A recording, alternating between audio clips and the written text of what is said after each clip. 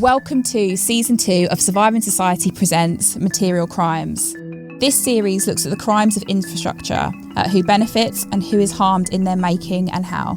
In Season 2, we'll be hearing about a drive-by shooting in a middle-class neighbourhood of Johannesburg, an explosion at a gas field in Bangladesh, CIA-backed paramilitaries in Kenya, a flooded ecosystem in Kurdistan, a reception centre for migrants on Fortress Europe's Bosnian border, and the deadly infrastructure of the UK's welfare system. These stories tell us about how capitalism, colonialism, and racism operate in everyday life, and how people can and do resist. Welcome to Surviving Society Presents Material Crimes Season 2. Woo woo! Bashman horns, George. Woo! Okay. Woo!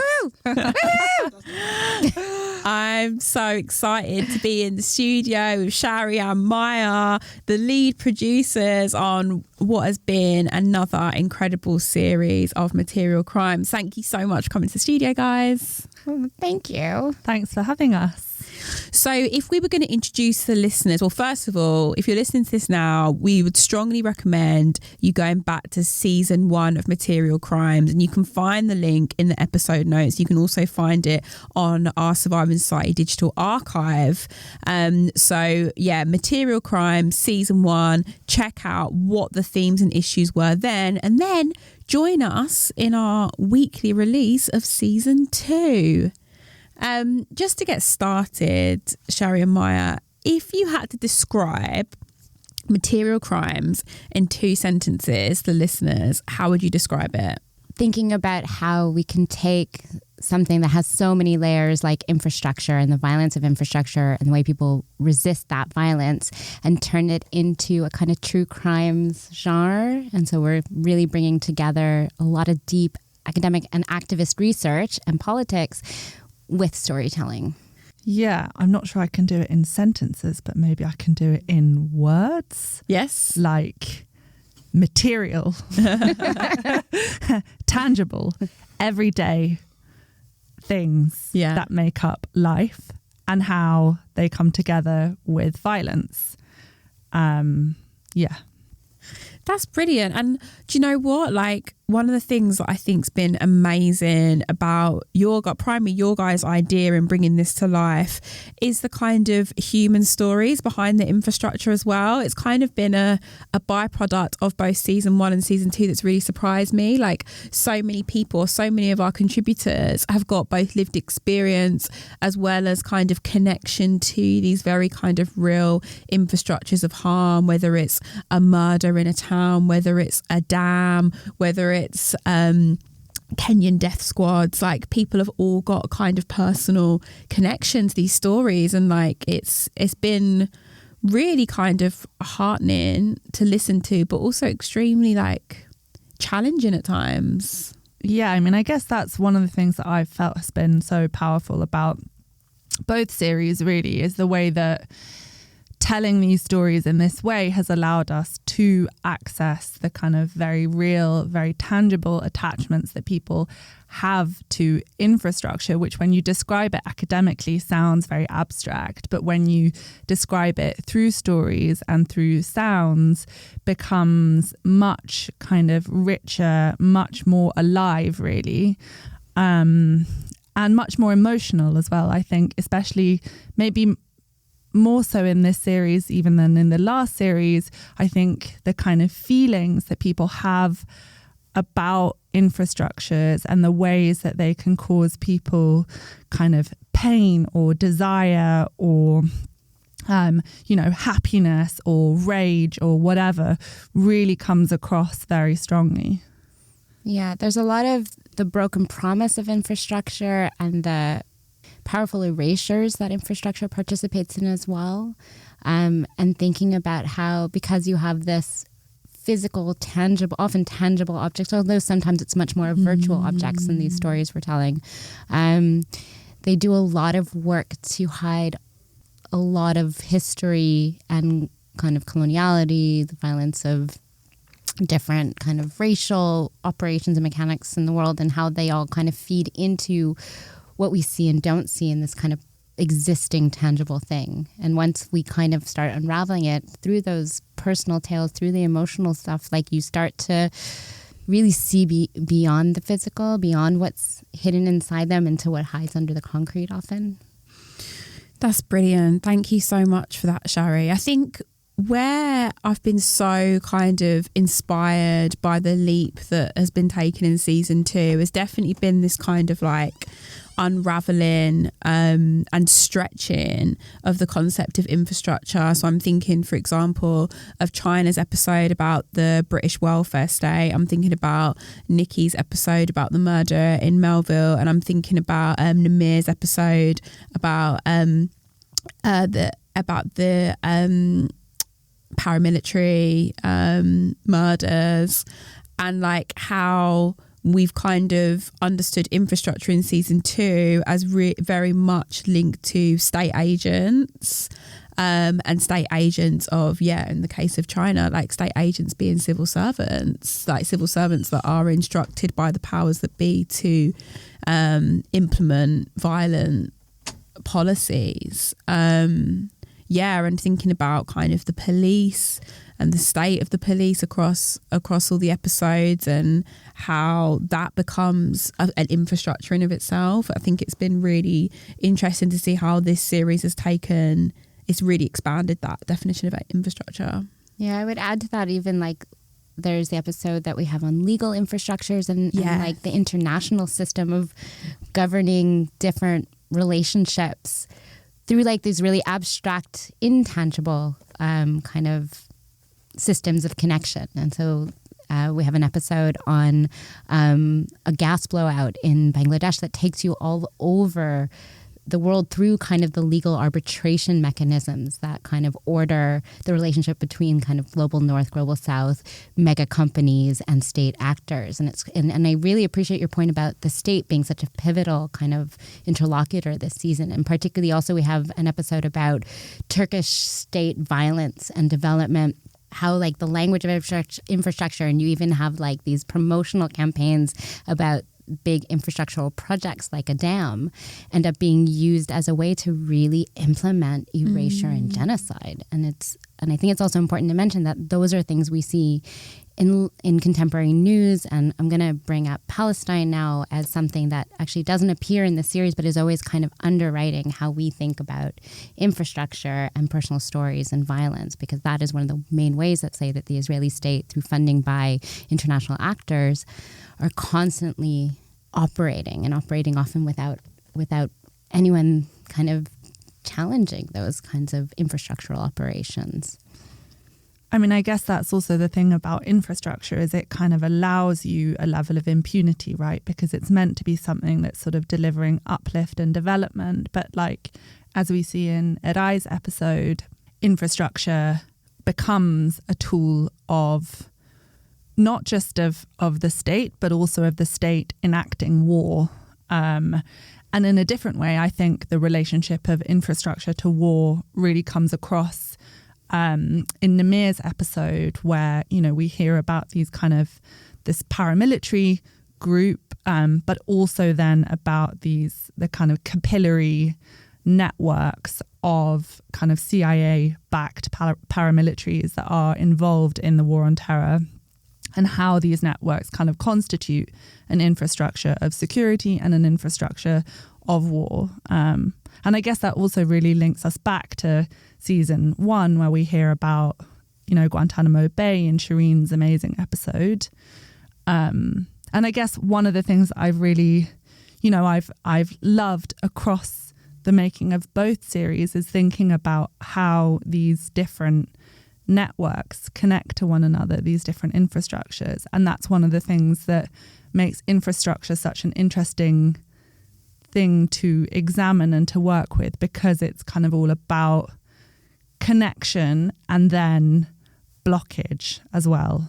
I kind of love that you brought in Shireen's episode as like almost like I forgot in a way, like we're so into what we're doing right now that I did actually already like kind of put a separation. But I think bringing that in reminds us that like Namir's episode in many ways is about the war on terror in how it gets kind of operationalized on the ground.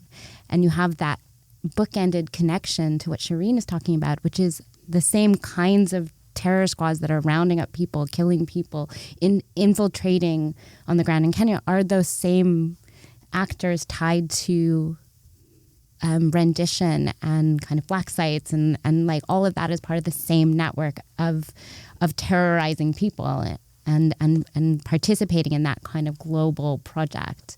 That's brilliant. I'm so glad you brought up the war on terror because I think it's crucial for looking at the kind of more macro politics of how all these different kind of infrastructures and crimes are able to kind of be seen as part of like the ideologically charged hegemonic condition. Now, that's a big like kind of academic terminology there, but what I mean is we've developed episodes which show you kind of micro examples of the consequences of large scale domination when it comes to ideas, control and security. So the war on terror being one of them, like global austerity being another, global capitalist organisations being a state in themselves that is able to almost be like a ghost, and how like these three things, for example, that I'm mentioning are able to kind of just carry on because we've all kind of consented in many ways to their domination, and that kind of consent is relying on the state, is relying on us not questioning or seeing or understanding or looking at how these kind of microsites of harm endure. And it's interesting, I kind of want to kind of flip it for a second. We have all these episodes that are incredibly painful and sensitive, and we do want to warn everyone who's going to be listening that some of them are heart-wrenchingly hard to listen to. But then we have this one episode that kind of sits a little bit separately about shelter and about the way this like lovely story of a building carries other possibilities for infrastructure. And it kind of like it almost operates as like a small hopeful way of thinking about these relationships, that not everything has to be determined as crime. Those crimes, actually, I think very much in your point, is that there are state actors, there are agents, there are civil servants who do these actions. It is not a physical thing abstract from people's doing. And so it is also possible to find other ways of interacting with and engaging with infrastructure. I mean, I find that episode to be one that really maybe gets to the sort of ambivalence of infrastructure, that infrastructure has this kind of inherent range of political possibilities built within it. And that also means, you know, that definitely means state control, accumulation, colonialism, settler colonialism, but it also means resistance. Yeah. And in that episode, you know, we see these kind of, you know, these complex negotiations between all the different actors that have been involved at different times in history with this building, using it as a place of shelter, using it as a place of creative expression, but also using it as a kind of site of detention for migrants, using it, kind of repurposing it, I guess, to fulfill the state's obligations in respect of orphans. And it's not, you know, none of it can kind of easily be delineated into, you know, a kind of classic true crime story of like victim perpetrator type thing. And again, I think that complexity is something that the infrastructural lens really allows you to grasp. And I also wanted to actually say something about the kind of true crime genre, because obviously, you know, this is something that we've been really kind of playing with in this series and trying to sort of, I guess, subvert or upend. And I feel like this series, some of the episodes in this series do it so incredibly well. Like the way that China's episode kind of puts these bureaucracies, these really kind of what seem on the surface to be these really grey, really slow bureaucracies, it sort of puts them in the dock and shows how they are these, you know, real perpetrators, like proper serious criminals. And then, you know, similarly, like dams, how, again, these things that seem quite on the surface sort of Empty of politics? Empty of politics or uncontentious, how they actually kind of can be, criminal. And I really appreciated the ways that all of our collaborators tried to kind of play with this genre, show its limits, show its strengths, tap into these narratives or this kind of way of looking at the world that has become so popular, to kind of illuminate the ways in which the structures of our world actually are. Those are the things that should be in the frame when we talk about true crime. It shouldn't be these sensationalist stories of individuals. 100%. Thank you so much for sharing that, Maia. And I also think, like, by stretching the true crime genre, having the resilience and resistance that you spoke about as well, like, that's definitely something which has come through in the series. Like, people, like, obviously really painful and heart-wrenching stories, but also like stories of hope and resistance as well. And I don't think you always get that in the true crime, because hope's not as sexy, is it? Like, resistance is not as sexy, but actually, like, that's what this series has done really well. Yeah, I was actually, while you were both talking, that also brought me back to China's episode on death by welfare. Just that the central interlocutors that she brings into the story are those that have brought to light all that violence of those bureaucratic actors, have like worked incredibly hard to build networks, to build voices around the things that actually so many people really ignore.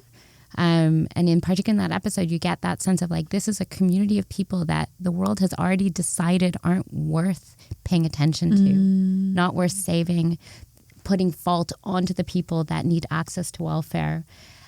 And those are these interlocutors who are speaking up, but also creating incredible movements and working to shine the light on kind of the violence of bureaucratic processes.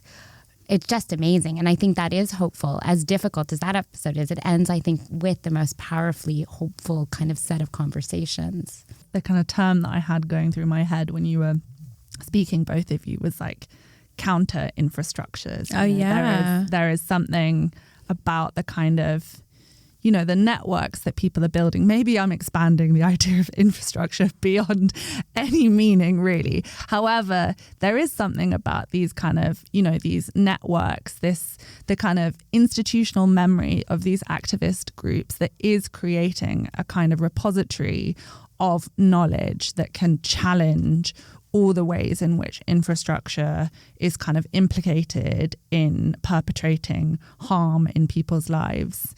And I think it is very powerful and, dare I say it, sexy.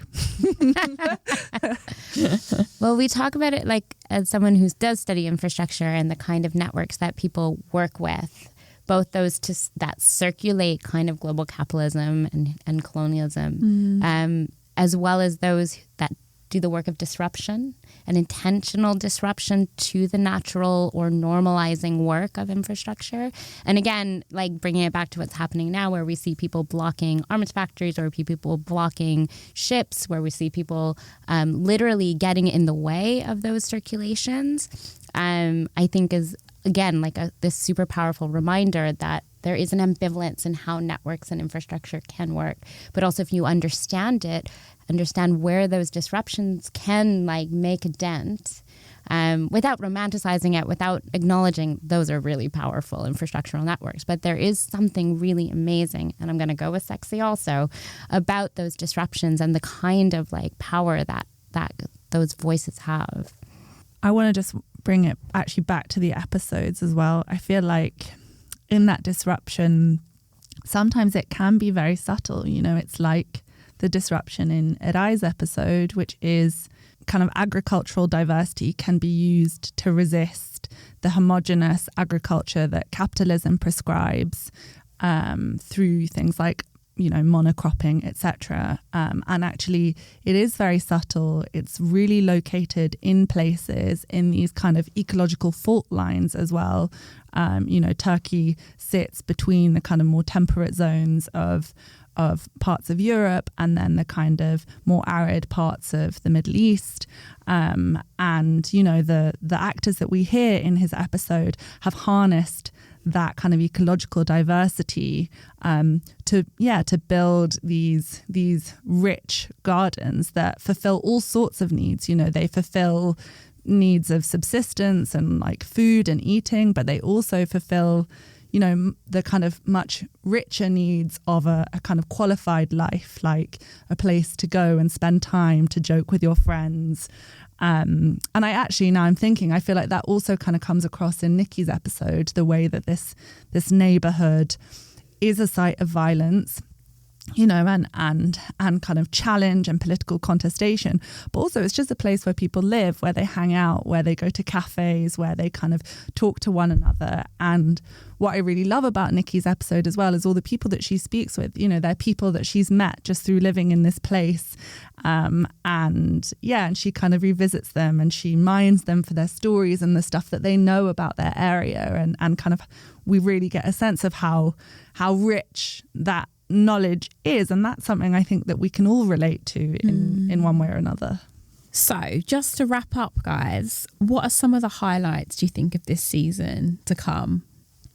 I think it's important with this season to understand that there are so many layers to it, because on one hand we have some episodes that are just immediately embedded in a crime story, and that is immediately also going to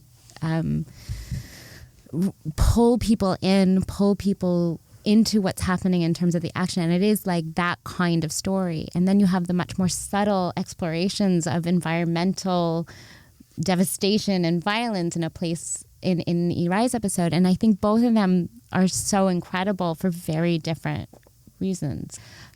So as an example of, let's say, the more clearly dramatic episodes and the ones that we really loved, also the music and the kind of the switching between tones and the different kinds of depths of investigation that kind of happen. I would say like Namir's episode is incredible on the, you know, Kenyan death squads. But I also just loved and was so heartbroken by China's episode, which like in every way breaks my heart. I actually find that one the hardest to listen to and the one that I in some ways learned the most from, because it was one that I really didn't know those kinds of depths and details. And yet I learned so much also from Paul's legal infrastructural journey he takes us on. He takes us on such a broad international journey with that episode. Man like Paul, yeah, that's a serious episode. They're all serious in a way, right? Yeah, big up Paul. Yeah. What can I say? What more can I say? I mean, that was an amazing description of all the things that are fabulous about this series. I guess one other thing that I feel like is amazing about this series and maybe about the project as a whole is just are the different sounds. I've got to do a little shout out to George, who has laboured over putting all of those amazing sounds together for hours and hours and hours, and they are incredible. They're so varied. They really situate you in the place and really bring the places to life and these stories to life in a way that just really makes the case for why podcasts are an incredible medium. I really wish that George was able to fully appreciate that appreciation and compliment, but he is Ghanaian, so it's brilliant that we appreciate him, but like will it touch the sides? Possibly not, but yes, come on, editor, producer, creative, sound engineer, surviving societies, George Ofori-Addo. But it's amazing. Every single person that has been part of the series, there's always that first response, like really strong emotional response to hearing everything come together that first time, like. And I know it for myself from producing from writing one of the episodes in the first season, like going from having written something and thinking you know what it's going to be, and then having George put it together and just, it's like literally taking something that I could not have translated. And every single author on this series, every person who's an interlocutor in those episodes says, oh my God, Adders, thank you so much. Like, including like even yesterday morning, one of the interlocutors, then he was like, Adders is the best thing ever. Thank you so much. And he's like waving at us and saying, never mind, I don't believe you. But it's scholarship as well. Like, I think it's a really important point that we're making up here about George's work on this, because obviously, well, as academics that are at the moment situated within the confines of surviving society, where we try to be expansive about what we mean and what we think about academia, the point is that we always want to reassert and realign and reimagine what we mean by value. And like, this whole project is about extending value and understanding that value is in the curation of sound design. That is just as important as producing the written word. I would say more. Yeah. I think that you make it like the stories we're telling would not be accessible without that. Yeah, right? and I guess, but what I'm saying is kind of making a broader point. I agree with you. Like, it's more for this podcast, obviously more important. But like, in terms of us making a contribution to sort of creative methodologies, creative scholarship, and really expanding what we mean by valuable research and production, I think it's just really important that we name these different aspects of the show. And George's work is crucial to that and is scholarly. But I also want to come back to that thing about collaboration and what's valued and how this work I hope does exactly what I hope contributes to what you're saying, in that like, this is all about collaboration. This is all about challenging, I think, the hoarding that happens or that is meant to happen in academic spaces on knowledge, on what we consider scholarship, on what we consider valuable, but also on how we work together. And it's not always easy. And I think that we should all like really acknowledge that, like, we work together, we appreciate each other, we each take up different aspects of what we're doing. And we also have space to disagree with each other. We also have space to kind of love each other and get frustrated, almost like family kind of style. But we also we work to create something that I hope contributes not just the writing or not just the production, but like the value, like the overall political kind of project that does.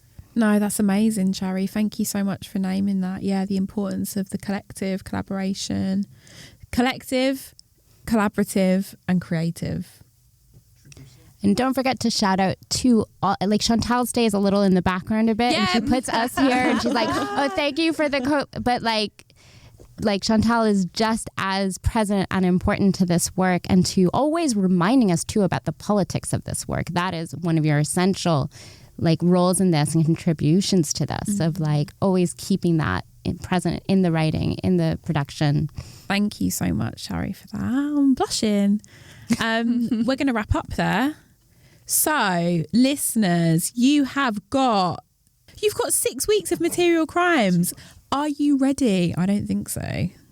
And can I just give a shout out to like BAFTA, like the audio Oscars? Like, you need to be looking at this, man. Like, this is some serious scholarship and creative bits coming up over the next few weeks. I believe that should be award winning. I mean, all the award ceremonies should definitely listen up. Yes. Tune in. Tune into this. Oscars, we know you do film, but if you want to expand to podcasts, bring it we've on. got a nominee for you. Material Crimes Season 2. Here we go. Thank you for listening to Surviving Society. To support our work, you can rate, review and subscribe. To host or produce a series of Surviving Society, get in touch with us via Twitter or Instagram.